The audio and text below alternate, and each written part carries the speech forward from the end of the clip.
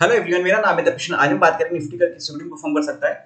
तो आज तो एक्सपायरी काफी अच्छी वोलेटाइल रही थी, मतलब देखा है तो। और ये जो पहली 5 मिनट की कैंडल बनी ना आज मार्केट में, मतलब निफ्टी और बैंक निफ्टी दोनों में ही। तो निफ्टी में तो अच्छी खासी, मतलब 5 मिनट की कैंडल है ना, मतलब ऊपर से एक बार गया तो मतलब संभलने का मौका भी नहीं दिया हुआ जिसने अगर गया।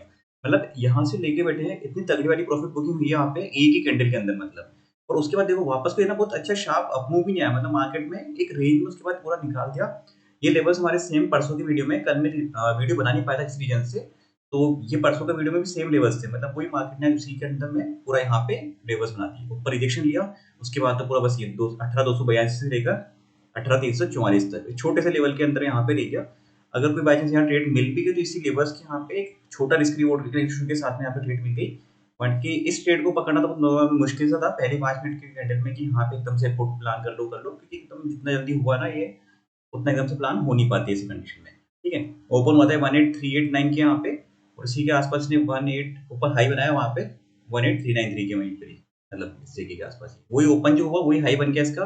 तो उसके बाद तो इतनी जल्दी गिरी यहाँ पे 5 मिनट में, तो सारा वहीं पे ही चीजें हो गई। ठीक है, अब हम देखते हैं कल क्या रह सकता है। तो ये लेवल देखो यहाँ पे अगर इसी के बीच में ओपन होती है तो लेवल ये रहेगा हमारा 18,344 का सबसे इंपॉर्टेंट लेवल है। ये वाला अगर ब्रेक होता है तो फिर हमें टारगेट मिल सकते हैं 18390 के आसपास के वापस, वही ये वाला टारगेट तो आराम से इसमें मिलने के चांस नहीं है, क्योंकि इसके ऊपर मोमेंटम अगर निकला और अच्छा मोमेंटम निकला ना, तब जाके कैंडल अच्छी निकलेगी, तब पता पड़ जाएगा।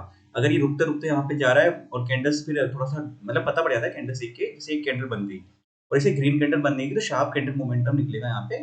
और वॉल्यूम साथ में देख लेना एक बार कि वॉल्यूम में कैसा मोमेंटम है यहाँ पे, तो वो चीज भी ध्यान रखना। Back to back green candle बनते हुए मार्केट अलग स्ट्रेंथ के साथ जाएगा फिर। ठीक है, आज थोड़ा सा ना ब्रोडर मार्केट में निफ्टी फिफ्टी के मार्केट में थोड़ा सा 50-50 रेशियो चल रहा था, मतलब कई शेयर्स काफी अच्छे नेगेटिव हुए थे।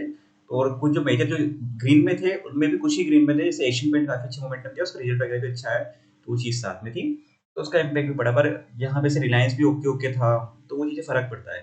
ठीक है, आईटी में कुछ खास स्ट्रेंथ थी नहीं, तो वो भी चीजें थी, तो उसके बाद पूरा मार्केट यहाँ पे रहा। तो एक्सपायरी था तो वो भी फर्क पड़ता है कि एक्सपायरी के साथ में रीजन से मार्केट को एक रेंज में बांध के यहाँ पे पूरा रख दिया। तो कल अलग तरीके से प्लान करेंगे यहाँ पे चीजें, अलग सिचुएशन देख के। इसके ऊपर निकलता तो ये टारगेट हमारे हो जाएंगे यहाँ पे 18,390 तक के। ठीक है, ये कंडीशन देखते हैं, अगर ये वाला लेवल निकलता है तो 18 हमारा यहाँ पे आएगा, फिर 390 से फिर उसके बाद 435 तक के टारगेट हमारे यहाँ पे। ठीक है, फिर नेक्स्ट टारगेट हमारे यहाँ पे जाएंगे 435 तक के।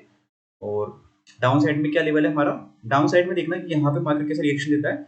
इस जगह पर ही यहाँ पे हमारा पहला एक बेस रहेगा ये वाला लेवल। ठीक है, अगर ये लेवल ब्रेक करता है यहाँ पे तो फिर चांसेस है थोड़ा हमारा यहाँ पे इस जगह तक आने के, ये वाला 18251 तक। अगर 289 ब्रेक करता है तो 251 के आसपास इसी बीच में यहाँ पे से एक रेंज बनेगी यहाँ पे।